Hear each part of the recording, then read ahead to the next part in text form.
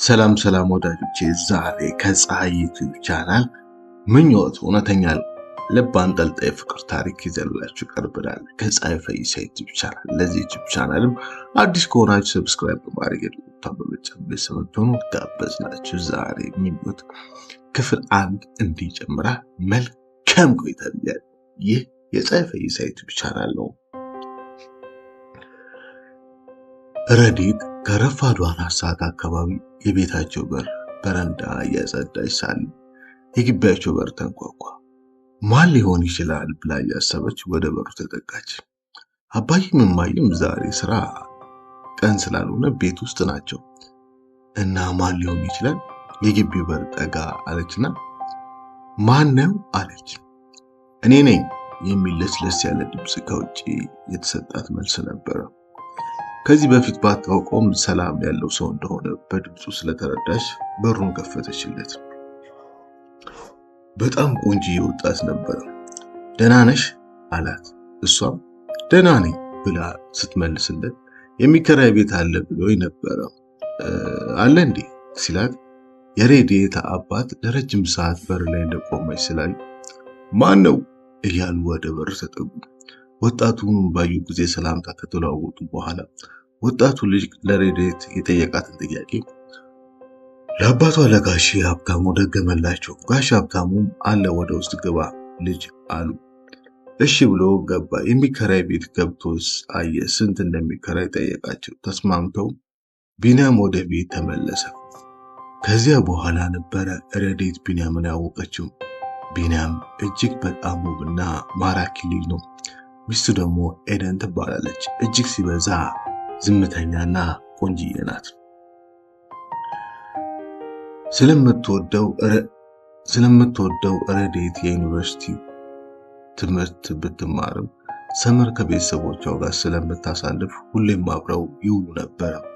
ኤዱ ምንም ያክል ዝምተኛ ብትሆንም ለባሏ ግን ፍቅር መስጠት የምችል፣ በተለይም ሲጫወት ሰውነቱ ላይ እየተንከባለች ቅብጥብጥ ሽፍድፍድ ስትል ረዲት እኔ በሆንኩኝ ብላ ትቀናባታለች። ቢንያም ከስራ ሊመጣ አካባቢ ኤዱ እጅግ ውብ ተውባ ከወትሮ በተለየ አምራ የግቢው በር ላይ ለመክፈት ከቤታቸው ወጥታ በር አጠገብ ትቆማለች።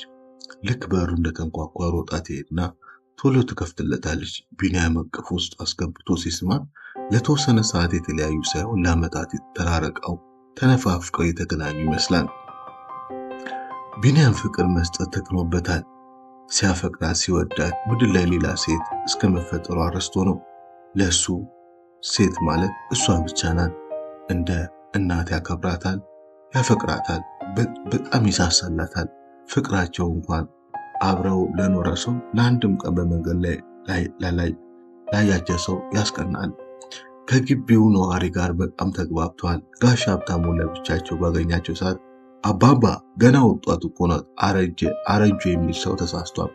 አሁን እኔና እርሶ ሩጫ ብንሽቀዳድም አዝነውልኝ ካልሆነ በስተቀር ትበልጠኛለህ እኮ አንቱ እኮ ኃይለ ገብረ ስላሴን ያስቀናሉ እያለም ይቀልድባቸዋል።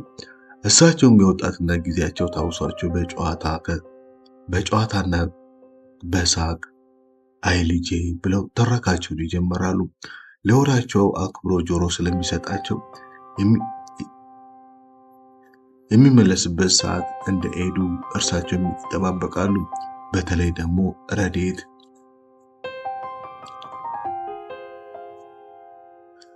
የፍቅር ሻማ ለብሳ ለኤዱ መወደድ አጉርሶ በመኖር የተካነው ቢንያም ይህ ፍቅር አሰጣጡ ረዲት እንድትወደው አድርጓታል። ሁሌም ስለሱ ታስባለች። ከቤት የሚወጣበትን ሰዓት እየጠበቀች ትዋለች። ወደ ስራ ሲሄድ እሷም እንደ ኤዱ ከዓይኗ እስኪጠፋ ድረስ በዓይኗ ትሸኘዋለች። እሁድ ቀን ነበረ። ረፋድ አካባቢ የረዲት እናት አባቷ ከቤት በረንዳ ላይ በልጃቸው ፍላጎት ቡና እየጠጡ ነው። ጨዋታው ደምቋል። የረዲት እናት እማማ በለጡ የልጅነት ቁንጅናቸውን ዛሬም አለ። ፊታቸው ላይ ፈገግታ ያሳብቅባቸዋል። እሳቸውን አይቶ ረዲት ልጅ ናት ማለት አስፈላጊ አይደለም። ረዲት በካርቦን አስደግፎ የሳሏት ናት እንጂ አመት የወለዷት ብቻ አትመስልም።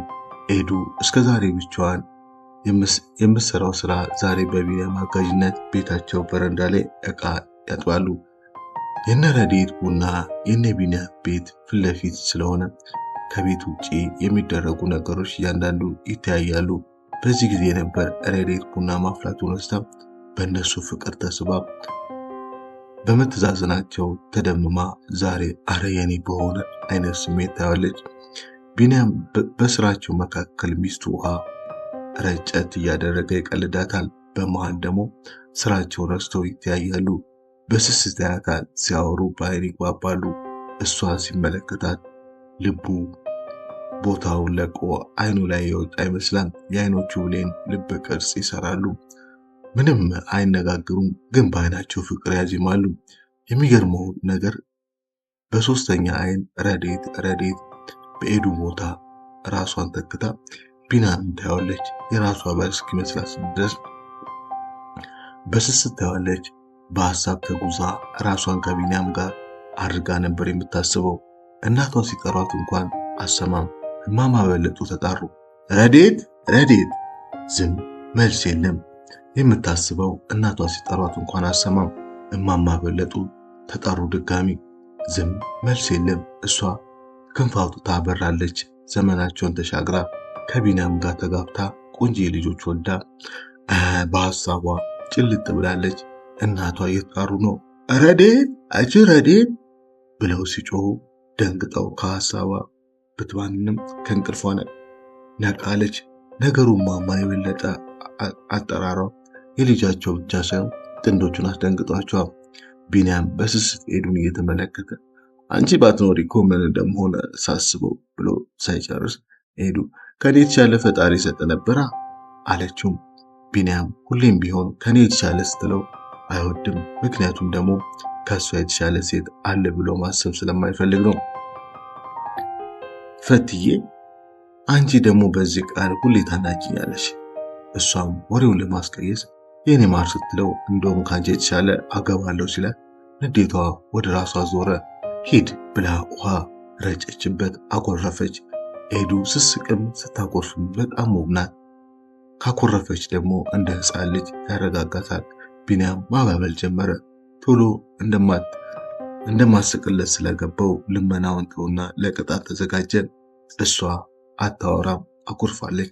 ዛሬ ራሴን የሚቀጣው ተመልከችኝ ብሎ እንደ ሕፃን ልጅ ተንበርክኮ እጁን ወደ ላይ አርገበገበ።